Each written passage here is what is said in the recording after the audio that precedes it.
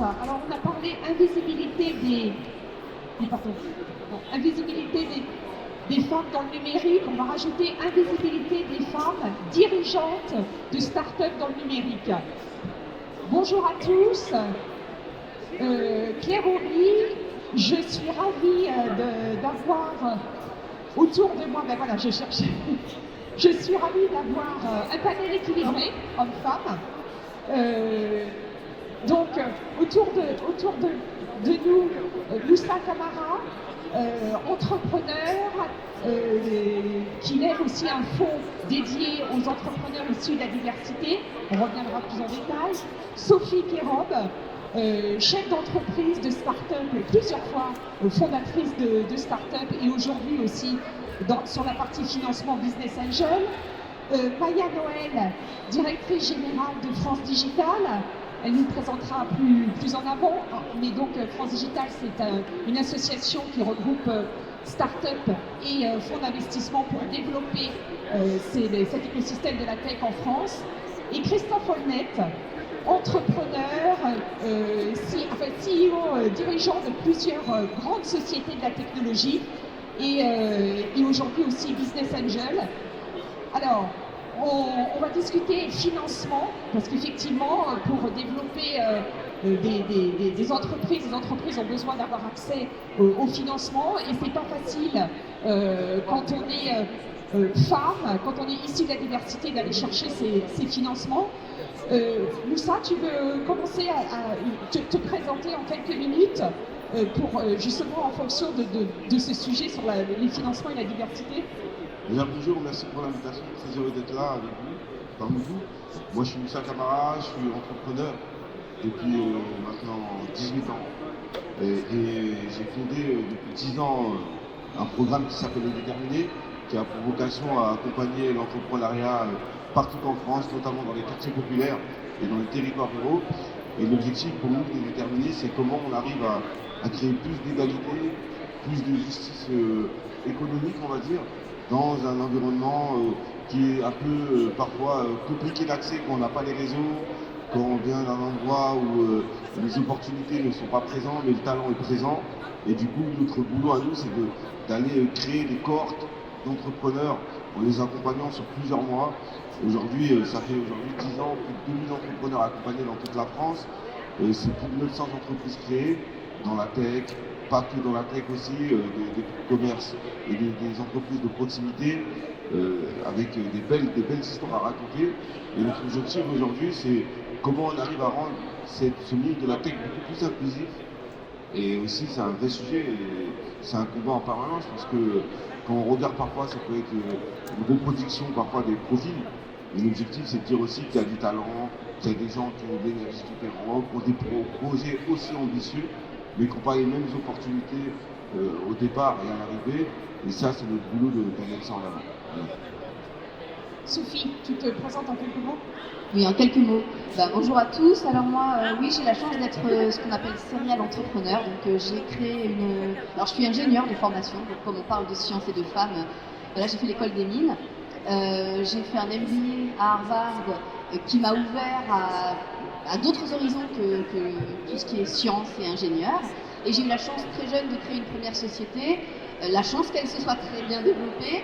On l'a revendue juste avant le Covid et à un grand groupe. J'ai pu financer d'autres startups en tant qu'angel, donc je le fais depuis une dizaine d'années ça. Je fais partie d'un accélérateur qui s'appelle 50 Partners et qui accompagne tout un tas de startups. Et moi, je suis dans la division de santé, donc je vois beaucoup de projets passer, en particulier des projets portés par des femmes. Et ça fait très plaisir parce qu'on en voit de plus en plus. Et il y a quelques années, j'ai relancé une start-up dans la tech. Donc je suis repartie au charbon, comme on dit. Ça fait 4 ans maintenant. La société s'appelle WooSkill et c'est une pure plateforme tech. Voilà. Maya, bonjour à tous. Donc moi je dirige France Digital. Effectivement, c'est la principale association de start-up et de fonds d'investissement en France. Donc notre rôle, c'est de créer ce réseau pour faire en sorte que nos entrepreneurs puissent rencontrer des investisseurs, mais aussi des potentiels clients, et surtout comprendre ce qui se passe dans cet écosystème. Moi, c'est un écosystème que je connais pas parce que j'étais moi-même entrepreneur avant. J'étais aussi membre de l'association Starter qui est devenue Sista et en charge du baromètre sur le financement des entreprises montées par des femmes, donc c'est un sujet que je connais très bien. Et surtout, j'ai accompagné pendant de nombreuses années des équipes de dirigeants pour recruter des profils. Et donc ça, c'était des startups et des sociétés tech. Donc, j'ai recruté énormément de développeurs, de directeurs techniques. Et en un chiffre, j'ai dû recruter près de 200 personnes dans ma carrière au tout début. Et j'ai recruté 2 femmes. Voilà.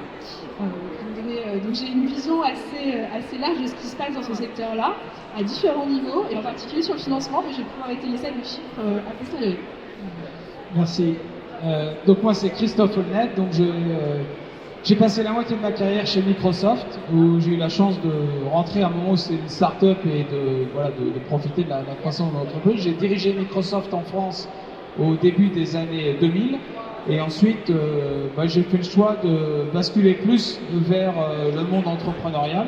J'ai pu observer à quel point c'était pas forcément si facile de faire le pas entre la grande entreprise et le monde entrepreneurial. Et j'ai souffert de cette impréparation et j'ai vu qu'elle était largement partagée.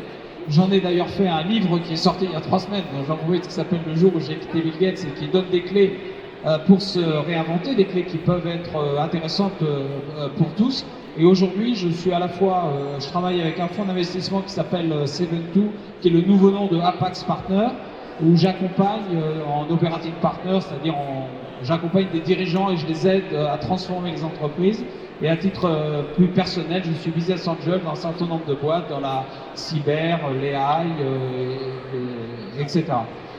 J'ai pu observer les difficultés lorsque j'étais chez Microsoft et pour dans un premier temps, faire part un peu de nos observations sur les problématiques liées à la diversité. Microsoft, comme beaucoup d'entreprises américaines, c'est peut-être en train de changer maintenant, et on va juste reporter 20 ans en arrière, et à l'époque était extrêmement volontariste sur le fait de diversifier à la fois les collaborateurs, la place des femmes dans l'entreprise, la place des femmes dans le management, et j'ai été même mesuré sur ces pourcentages-là, et j'ai pu mesurer à quel point c'était difficile, notamment dans les équipes techniques, de pouvoir avoir un pourcentage de femmes plus important. Et aujourd'hui, j'ajouterais que de la même façon, et je ne plaide pas pour ma propre cause, mais il est aussi compliqué de mobiliser les seniors dans l'entrepreneuriat, notamment à cause du phénomène que j'expliquais précédemment, et je pense que c'est un sujet important, alors qu'il y aura en 2030 40% des actifs qui auront plus de 45 ans dans les entreprises. Oui, tout à fait. Alors, tu as commencé un petit peu, Christophe, sur ce constat. Maya, tu peux, pour qu'on comprenne d'où on part, tu peux nous donner quelques chiffres sur femmes, start-up, femmes, financement de start-up, des pourcentages aujourd'hui. Ouais. Je disais précédemment, donc moi j'ai recruté 2 femmes sur les 200 recrutements que j'ai fait au total, qui étaient dans des équipes techniques. C'est très exacerbé, mais en fait c'est moi ce que j'ai connu. Donc en fait, si on regarde la population des startups, les startups, tout secteur confondu, parce que nous c'est vraiment la structure qui se développe autour d'une technologie. Ça peut être dans la santé, ça peut être dans le nucléaire, ça peut être dans les RH. Là, c'est la structure d'innovation. Une structure où on prend des risques. Finalement, il y a une forme quand même d'équilibre. Nous, on a fait une étude, on fait des études très régulièrement avec France Digital. Sur la population de salariés, on est quasiment sur une 50-50 hommes et femmes. Si après, on va s'attacher à des métiers, on voit effectivement que dans les équipes techniques, là, on est sur des stats carrément différentes. On peut être même sur du 80-20 dans les équipes vraiment tech, infra. Mais bon, on est quand même sur du 50-50. En revanche, ce qui est marquant, c'est que plus on avance dans la strate hiérarchique, en revanche, là, le nombre de femmes diminue. C'est-à-dire que quand on arrive au niveau de la population dirigeante, donc plutôt COMEX, on est plutôt sur une femme sur 4 dirigeants. Et quand on arrive sur la direction générale, là, on est sur une femme sur 8 dirigeants. Ce qui est toujours plus que le nombre de femmes fondatrices, comme le disait Maïlis de Numéum sur la table ronde précédente. On a 10% de femmes qui montent des boîtes dans la tech. Sur ces 10% de femmes, en fait, donc sur ces boîtes-là, il y en a 7% qui vont lever des fonds. Mais au final, ça n'attire que 2% des capitaux au total. Ça, on l'explique de différentes manières, à la fois parce que ces entreprises-là sont plutôt early stage, donc effectivement, c'est des entreprises assez jeunes qui vont faire un premier tour de financement et qui vont avoir du mal à progresser in fine. Et donc, dans toutes les entreprises qui ont commencé à être plus matures, à lever plus de fonds, à faire plus de chiffre d'affaires, là, le ratio diminue. Et c'est comme ça qu'aujourd'hui, dans un Next 40 qui est l'équivalent du 440, mais côté start-up, on se retrouve avec une seule femme fondatrice. il y a quand même des femmes dirigeantes qui prennent le pouvoir sur ces entreprises-là, mais c'est toujours une forte minorité, et je pense que ça s'explique, comme le disaient précédemment les intervenantes, par le fait que le sourcing il va se faire dès l'origine en fait, et sur la capacité de progression à l'intérieur des entreprises. Donc voilà où on en est en quelques chiffres. Donc on a un vivier de départ qui déjà se resserre au fur et à mesure qu'on va dans des strates hiérarchiques ou sur des métiers techniques, et après sur l'accès au financement, qui peut aussi s'expliquer peut-être par les biais des financeurs, mais je n'irai pas forcément sur ce point-là parce que sinon on peut vraiment en avoir pour 3 heures de table ronde. Dans les fonds d'investissement également, notamment les fonds en capital risque qui vont financer ces startups, on n'a que 15% de femmes sur tous les financeurs qui n'ont pas tout accès à des postes de partenaires, qui plus est. Donc voilà, à chaque fois, tout se resserre. Et donc des deux côtés, start-up et financement, peu de femmes. Moussa, sur le sujet diversité, tu as aussi un constat, enfin des chiffres à nous donner sur les entrepreneurs issus de la diversité qui sont en mesure d'être financés. Oui, c'est près de 70% d'entrepreneurs qui aujourd'hui, que nous accompagnons, on n'arrive pas forcément à lever des fonds sur un écosystème qui est aussi large qu'on voit. Mais au-delà de tout ça, moi ce que je constate, c'est que nous, quand on a lancé cette initiative de Careform, c'est un fonds qu'on lance pour pouvoir financer des porteurs des projets, des startups qui sont rentables aujourd'hui, qui malheureusement ont tout bien fait. Sauf que la partie de levée de fonds reste un point bloquant.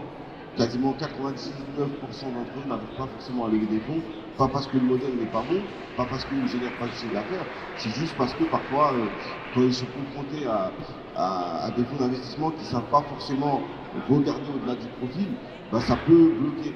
Donc c'est un petit pourcentage qui arrive à passer entre les mailles du filet, et on voit que des entreprises aujourd'hui que nous avons accompagnées ou qu'on connaît n'ont pas forcément réussi à lever des fonds ici en France, ont été accompagnés, bénéficier de tout l'accompagnement, des dispositifs, des réseaux, de la BPI France et tout, mais pour lever des fonds, ils ont dû aller parfois à l'étranger, ou même parfois dans certains pays européens, pour pouvoir réussir à cet accès au fonds. Donc il y a une vraie difficulté pour nous de pouvoir en fait casser un peu ce plafond de verre. Et là, l'objectif de ce fonds-là, c'est mettre un peu un coup de pied dans la fourmilière, dans l'écosystème du financement de ces entreprises-là, pour dire que, ok, si nous on arrive à démontrer qu'on arrive à développer un fonds qui fonctionne, qui est performant, qui produit des résultats, derrière peut-être que ça va être aussi un fonds qui d'autres fonds vont pouvoir suivre. C'est un peu l'exemple de Sista. Hein. C'est qu'à l'époque, avant Sista arrive, il y avait pas très peu de fonds qui étaient dirigés vers les femmes. Et donc aujourd'hui, quand on voit tout le travail qu'a fait Sista de plaidoyer, d'investissement, aussi de montrer des femmes qui entreprennent et tout, bah, aujourd'hui, on se pose encore la question, mais moins qu'avant. Donc c'est un peu ce modèle-là qu'on essaie de reproduire pour les startups ici du territoire. Je peux juste rebondir. Je pense qu'effectivement, il y a un vrai sujet de sensibilisation.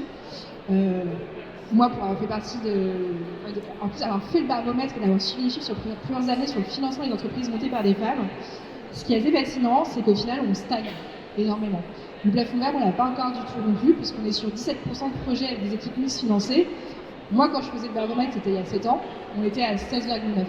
On espérait pouvoir passer les 20%, on n'y est pas du tout. En combien de temps, Maria? Moi, ça fait 7 ans. En 7 ans. En 7 ans, pour moi, ça a progressé de 0,3%. Donc en fait, on n'y est pas. Et en plus de ça, il y a des années où ça varie.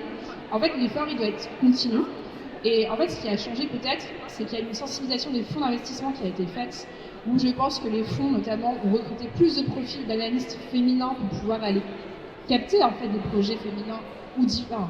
Et j'ai envie de dire, en fait, c'est féminin, c'est la cause de Sista, mais ça va avec les profils divers en général.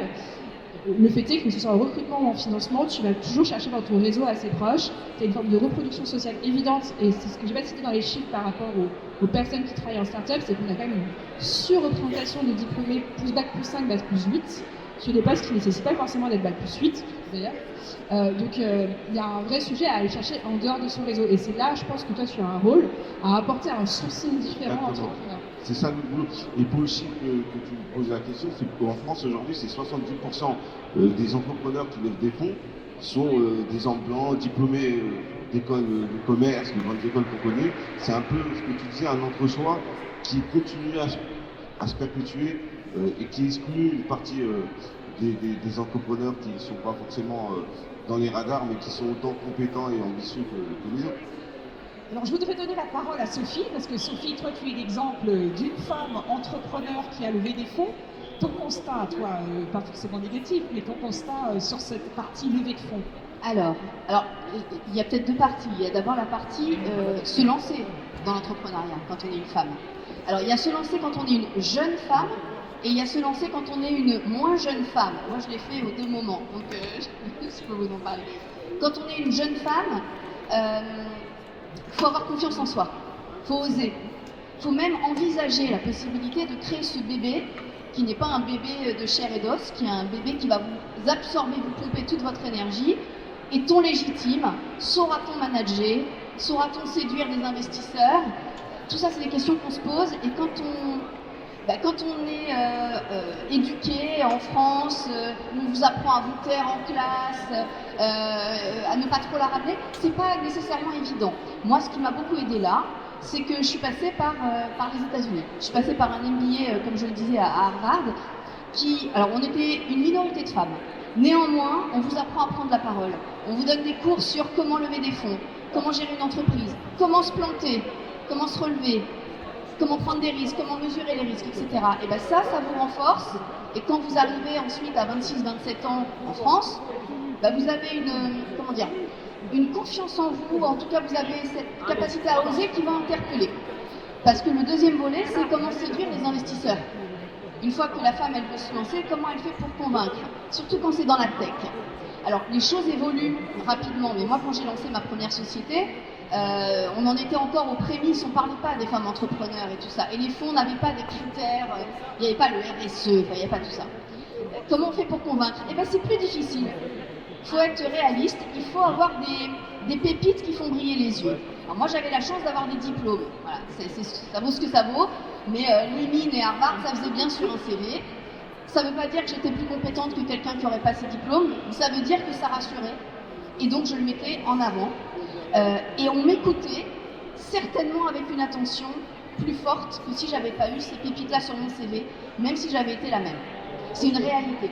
Donc, faire des études, en France en tout cas, faire des études glamour, et je suis complètement d'accord avec ce que dit Moussa, c'est se donner beaucoup plus de chances de réussir que quand on vient et qu'on s'est fait tout seul, etc. Aux États-Unis, c'est pas le cas. Aux États-Unis, une pépite, c'est si vous avez essayé et que vous vous êtes planté. Ça, c'est une pépite, ce que vous avez appris. En France, non seulement c'est pas une pépite, mais en plus, on vous ouvre plus la porte. Donc, pour moi, j'ai envie de dire, ce qui m'a aidé, c'est l'expérience américaine qui m'a ouvert à une culture beaucoup plus welcoming pour les femmes, et c'est d'avoir gagné cette confiance en moi et d'avoir un beau CV. Et pour la deuxième start-up que j'ai lancée il y a 4 ans, donc moins jeune, et donc là, je suis maman de 2 petits garçons, c'est très différent. Là, il faut se dire, est-ce que j'ai la capacité, le temps de consacrer ce temps à repartir dans une création de boîte alors que j'ai une famille à côté que je dois gérer. Et pour être très honnête avec vous, c'est un combat de tous les jours. L'équilibre, on ne le trouve jamais. On cherche à le trouver, mais on n'est jamais du bon côté. Soit on en donne trop, soit on n'en donne pas assez, à sa boîte et à ses petits. Donc c'est pas facile. Je ne sais pas si ça le devient un jour, mais pour l'instant j'en suis là. Christophe, l'expérience américaine, des choses à partager sur le sujet? Oui, d'abord bravo, parce que je pense que c'est un témoignage, vos témoignages d'entrepreneurs sont intéressants. Ce qui, juste peut-être pour rebondir, ce qui m'intéresse dans ce que tu as dit, c'est finalement la culture américaine et l'ouverture et la prise de parole et la capacité à prendre des risques. Je pense que c'est quelque chose que je mentionnais tout à l'heure sur ce côté, c'est ce volontarisme que je sentais en tout cas il y a une vingtaine d'années très fortement des boîtes américaines pour pousser les femmes à prendre la parole. Et c'est vrai que moi je suis très attaché aussi à cette notion de stéréotype que parfois avec toutes les bonnes intentions du monde on renforce. Par exemple en disant ah oui c'est bien d'avoir des femmes dans un comité de direction parce que elles vont tempérer un peu les hommes, etc. Or, il faut arrêter avec ça, parce que quand on dit ça, en fait, on renforce le stéréotype. Non, elles ont tout à fait le droit de prendre des risques, de prendre la parole, d'être dans des jobs. De la même façon, je pense que la loi Copé-Zimmermann, ça a été une bonne chose. Je l'ai vécu pour des gens comme moi, avoir des places de conseil d'administration, c'était très difficile il y a 10 ans, et c'est tant mieux. Parce que les conseils d'administration des boîtes du CAC 40 se sont énormément féminisés. Donc je ne sais pas quelle est l'incentive ou le bâton qu'on pourrait avoir pour, vous avez peut-être des idées, un peu parce que cette loi, elle a transformé le visage des conseils d'administration. Est-ce qu'il y a une idée de loi ou d'initiative qu'on pourrait prendre qui permettrait de faire évoluer les choses dans le bon sens? Maya, j'ai noté, mais Moussa, l'expérience américaine, parce que quand on a préparé cette table ronde, on avait plusieurs fois mentionné l'expérience américaine. Je crois que tu as quelque chose à partager aussi. Oui, l'expérience américaine, moi je rejoins totalement ce que tu as dit sur les États-Unis, c'est qu'ils ont une mentalité. Moi je suis pas là à vendre le rêve américain parce que nous, chaque année on ramène des startups aux US pendant une dizaine de jours. Et moi j'ai eu la chance il y a plus de 10 ans d'aller aux US pour faire un stage un peu de 3 mois. Et là-bas en fait ce que j'ai découvert c'est la capacité à prendre des risques, l'entraide des entrepreneurs. Peu importe d'où vient l'entrepreneur, son origine, etc., en fait, c'est leur capacité à démontrer leur performance. Et chaque année, on reproduit ça avec une dizaine de startups pendant 2-3 semaines aux US où ils vont être confrontés au marché américain pour voir les difficultés, les différences et surtout par rapport à la culture française. Alors nous, il y a des choses qui se passent extraordinaires, mais ils ne sont pas meilleurs dans le fond, mais dans la forme. Ils osent plus de choses. Et du coup, ça fait qu'ils vont prendre plus de risques que nous. Ils vont essayer, quand ils vont développer un business, ils vont voir tout de suite, dès le départ du business, la manière de scaler le projet à l'échelle de tout un pays. Tandis que nous, parfois, on essaie d'avancer étape par étape. Et moi, ce que je retiens dans tout ça, c'est que sur eux, je pense que on le voit aujourd'hui dans l'actualité, ils sont un peu moins dans des politiques un peu on va dire, d'inclusion ou de diversité, ils sont plus dans des trucs de performance et de business. Et dans une approche, et dans les échanges qu'on a pu avoir avec les uns et les autres, c'était cet échange qui est limite, il n'y a pas d'échange amical, c'est des échanges transactionnels. Qu'est-ce que je peux t'apporter, qu'est-ce que tu peux m'apporter? Et du coup, ça permet d'avancer et de remettre un peu les gens en face des opportunités. Et nous, quand on vient, on prend cette énergie, on revient en France avec les entrepreneurs, c'est un autre mindset qui change, ils osent plus prendre la parole, ils osent aller plus facilement chercher des objectifs et demander, et du coup, on est moins dans une posture d'attente, on va dire, plus offensif, plus combattant, on va dire, par rapport au business, et deux fois, on voit que ça aussi, ça fait la différence. Et pour moi, c'est plutôt ça dans les choses positives qu'on doit garder un peu de l'expérience américaine. Mais après, je pense qu'en France et en Europe, on a des talents incroyables, on a des gens qui sont très très très bons à tous les niveaux. Et c'est juste la question de mindset et de l'échec sur lequel il faut qu'on arrive à faire tomber ces barrières, tout simplement. Alors on revient en France et effectivement, un des sujets qu'on avait discuté, c'était le pool de talents. Parce que pour financer des femmes entrepreneurs de start-up, ça veut dire qu'à la base, il faut quand même avoir des femmes qui rentrent dans ces sociétés de technologie et qui gravissent et qui deviennent elles-mêmes, qui montent au top. Je te redonne la parole, Moussa, sur le sujet diversité, justement pour favoriser, est-ce que tu vois des idées intéressantes à partager pour favoriser justement cet intérêt pour les filières scientifiques dans des milieux issus de la diversité? Moi, je pense que les matières scientifiques sont très peu valorisées parce qu'elles sont très mal expliquées. Il faut faire un travail dès le plus jeune âge, c'est-à-dire dès les écoles. Il faut commencer à faire le lien entre l'école et l'entreprise. C'est un sujet qui est parfois, moi je sais que notamment dans ma ville, à Cergy-Pontoise, ça peut poser débat parce qu'on a du mal un peu à faire entrer les entreprises dans les écoles. Mais en fait, il faut faire comme la journée du patrimoine, il faut faire des journées porte ouverte au sein des entreprises scientifiques, avec les parents, avec les enfants, pour leur expliquer que c'est des métiers d'avenir, c'est des métiers où même les femmes peuvent avoir des carrières et tout. C'est pour ça qu'il faut faire une politique où on veut il faut valoriser les mathématiques dès le plus jeune âge, pour qu'elles puissent se dire ok, ou les jeunes puissent se dire ok, je peux me projeter dans ces métiers, c'est des opportunités, c'est peut-être difficile, mais mettre des outils.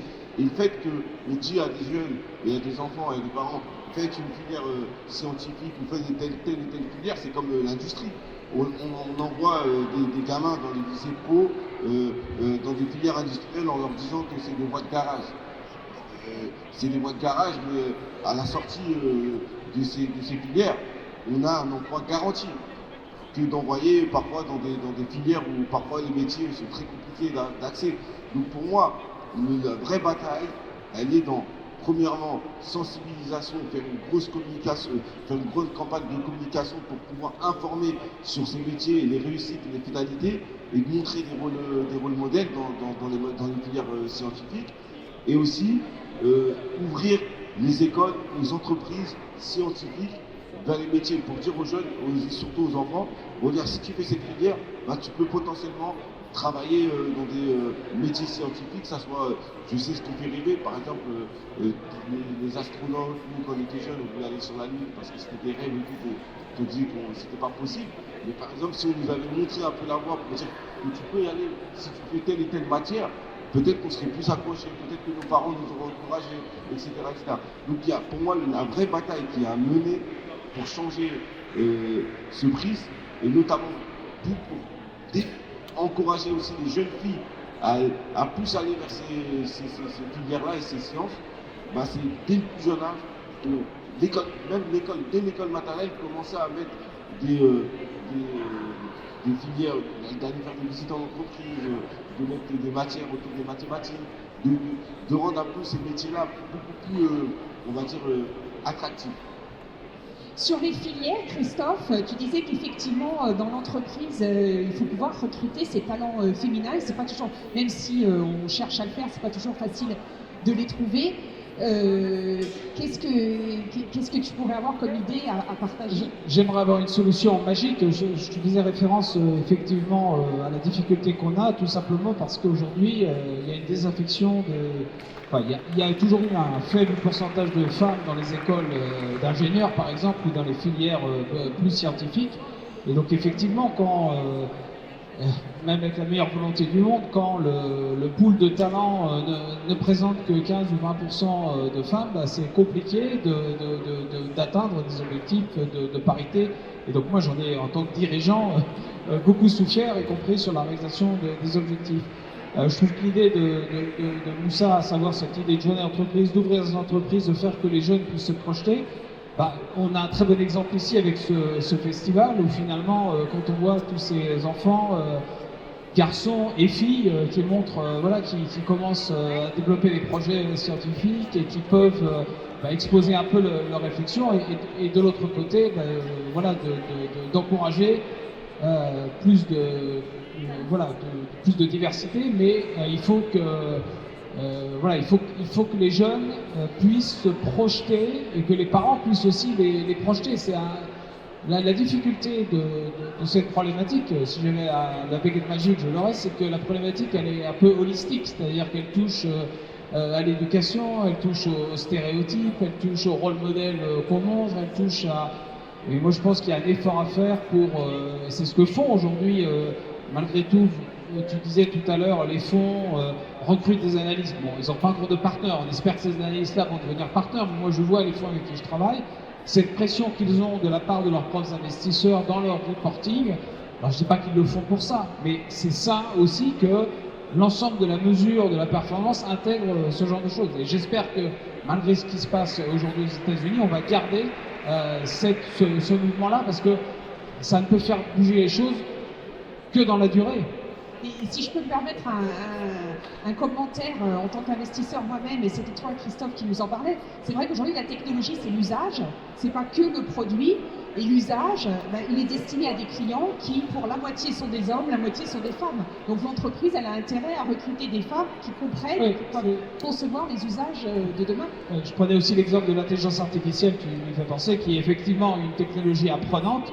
Si les seules personnes qui éduquent l'intelligence artificielle, ce sont des hommes blancs, c'est sûr que les outils et les usages qui en sont générés auront moins de chances de servir à la diversité de la population. Alors Sophie, je crois que tu as un avis sur le rôle modèle. Oui, parce que, alors vous en avez parlé tous les deux, mais moi je suis une femme et j'étais à l'école des mines. Donc j'ai décidé à un moment dans ma vie de faire une école d'ingénieur. Comment ça m'est venu ça? Ça m'est pas venu tomber du ciel, mes parents n'étaient pas ingénieurs. Ça m'est venu tout simplement parce que je lisais Jules Verne et que j'étais passionnée par les aventures du héros. J'ai demandé un jour à mon père, mais c'est quoi le métier de... Je sais plus comment il s'appelle d'ailleurs, parce qu'il change dans chaque bouquin, mais c'est quoi le métier de... Et il me disait, il est ingénieur. Et voilà, je vais faire ingénieur. Et c'est venu comme ça. Donc j'ai eu un rôle modèle, c'était le héros de Jules Verne. Aujourd'hui, quand vous êtes une fille, on vous offre des poupées et on offre à votre petit frère des Lego. C'est très stéréotypé ce que je dis, mais c'est quand même très vrai. Vous aurez des poupées, des bijoux, du maquillage.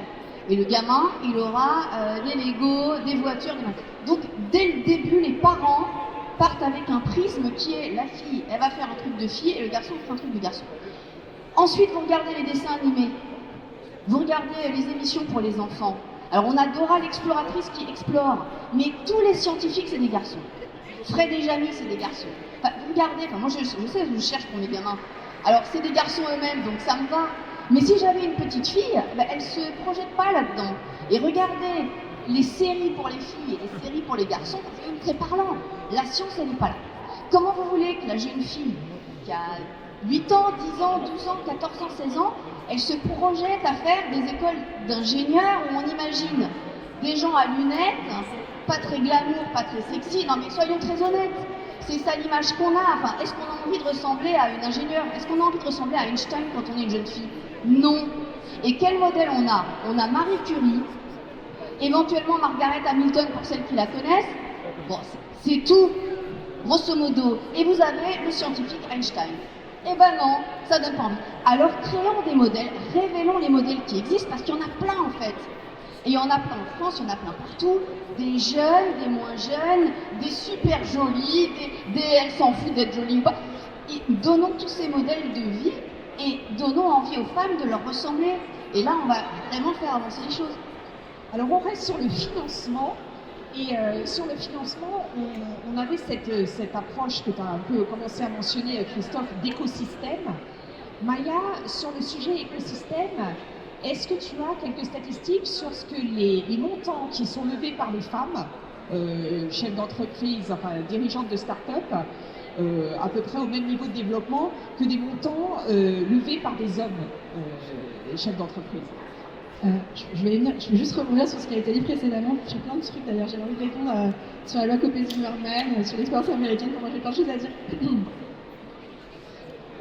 Ce que tu dis sur les modèles, les rôles modèles qu'on peut voir et les stéréotypes de genre qui sont affichés dès le plus jeune âge, moi j'ai envie de dire qu'ils sont encore pires en entreprise.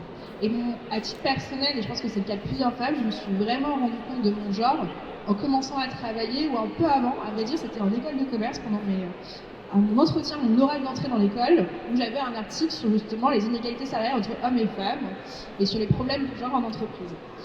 Et j'ai pris mon entretien complètement à contre-courant en disant c'est la faute des médias et c'est de votre faute de me poser cette question-là, parce qu'en fait, à vrai dire, je comprends pas pourquoi on se pose encore la question. C'est qu'en fait, vous êtes déjà en train de me dire, dès maintenant à mon entrée, que je vais forcément gagner moins qu'un homme.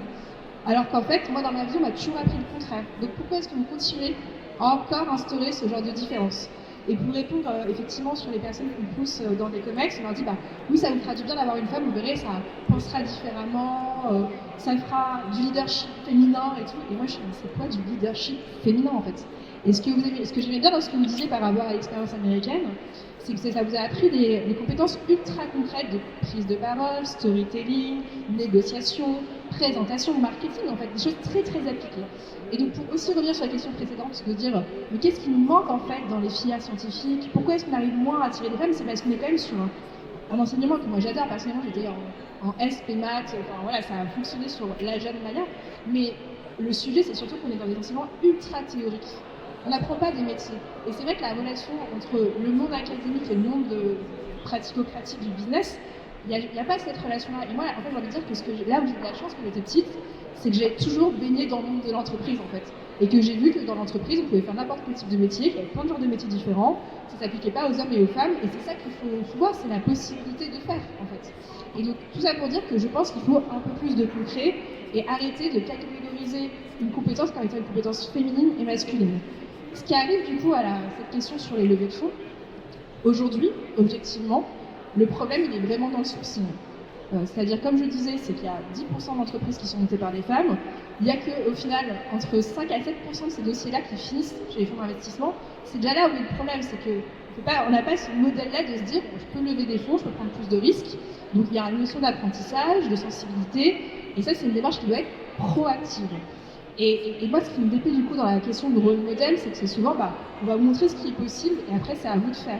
Non, c'est aux recruteurs, c'est aux financeurs d'aller chercher les dossiers. Parce qu'en fait, c'est des personnes qui n'auront pas le réflexe de venir. Donc c'est à nous qui avons le pouvoir d'y aller. Et après, et donc c'est un peu cette notion de quota qui a été instaurée par Zimmermann, c'est que si on a besoin d'avoir 50-50, il va falloir aller chercher plus de candidatures, et donc naturellement on va avoir un plus gros vivier, même si c'est exacerbé dans la démarche. Après, dans la sélection, en revanche, je pense que dans la sélection, il faut être hyper pratico-pratique et sélectionner sur les compétences très concrètes. Pas parce que c'est un homme, pas parce que c'est issu de la diversité, pas parce que c'est une femme, mais c'est parce que c'est une meilleure. Et c'est ça qu'on doit apprendre en fait à nos étudiants. C'est juste sur un pied d'égalité, sur des compétences qui ne sont pas genrées, qui est le meilleur en fait. Moussa, tu voulais juste peut-être à titre de conclusion réagir là-dessus? Moi, je suis en phase totalement avec Maya, et c'est le vrai sujet, c'est le succès, c'est capacité à faire émerger les bons dossiers pour les présenter devant des fonds.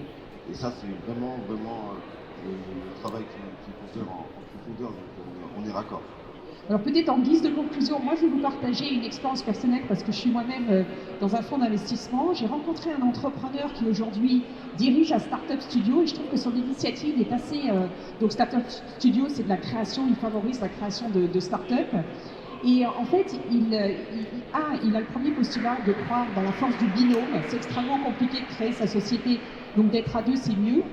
Et ensuite, quand il travaille sur une création d'entreprise, il choisit toujours en premier la femme comme porteur de projet. Et donc, il ne démarre pas un projet tant qu'il n'y a pas une femme porteur de projet. Et ensuite, il choisit le deuxième. Et comme ça, c'est une façon, et nous on a investi dans plusieurs de ces sociétés, c'est une façon de promouvoir les femmes dans les startups tech à des rôles de fondatrices ou de cofondatrices en tout cas, et en jouant complètement les règles de l'économie et de favoriser en fait la création d'entreprises. Écoutez, merci à tous.